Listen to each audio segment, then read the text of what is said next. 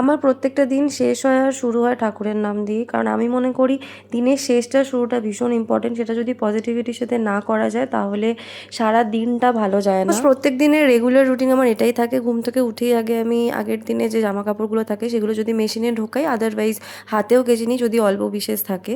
জামা কাপড়গুলো কাঁচা হয়ে গেলে সেগুলো ডেফিনেটলি ছাদে শুকুতে দেওয়ার থাকে, তো সেটাই করতে যাচ্ছিলাম। আর ছাদে যখন শুকুতে দিই তখন রোদ্দুরটাও গায়ে লাগে এবং সেটা খুবই ভালো লাগে, কারণ এখন যা ঠান্ডা পড়েছে তার মধ্যে রোদ্দুরটা আমাদের কাছে ভীষণ ইম্পর্টেন্ট। রেগুলারই সকালবেলা আমাদের কোথাও না কোথাও বেরোনো থাকে, যার কারণে স্নানটা করতে রেগুলার খুব লেট হয়ে যায়। তাই আজকে একটু সকাল সকালই করে নিয়েছিলাম। তাড়াতাড়ি স্নান করে আজকে যেহেতু ছিল মঙ্গলবার, তো আমি হনুমান চালিসা পড়ি। সেটা অনেক সময় মন্দিরে গিয়েও পড়ি, বা যখন স্নান হয়ে যায় তখন মন্দিরে গিয়েই পড়ি, না হলে আমি নিজের মনে মনে রেগুলারলি ডেলিই পড়ি। আমার মনে হয় ঠাকুরকে ডাকার কোনো নির্দিষ্ট সময় হয় না, তোমার যখন ইচ্ছা হবে তখনই তুমি ডাকতে পারো, সেটা মন থেকে হওয়া দরকার। দেন সব কাজটা সেরে যখন নিচে যাই দেখি সারপ্রাইজিংলি আমার শাশুড়ি মা বানিয়েছিল কড়াইশুঁটির কচুরি আর আলুর দম, কারণ বেশ কয়েকদিন ধরে আমার খুব ইচ্ছা হচ্ছিল খাওয়ার।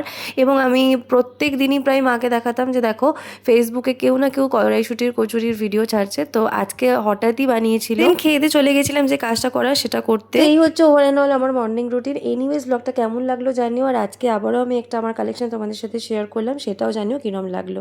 টাটা।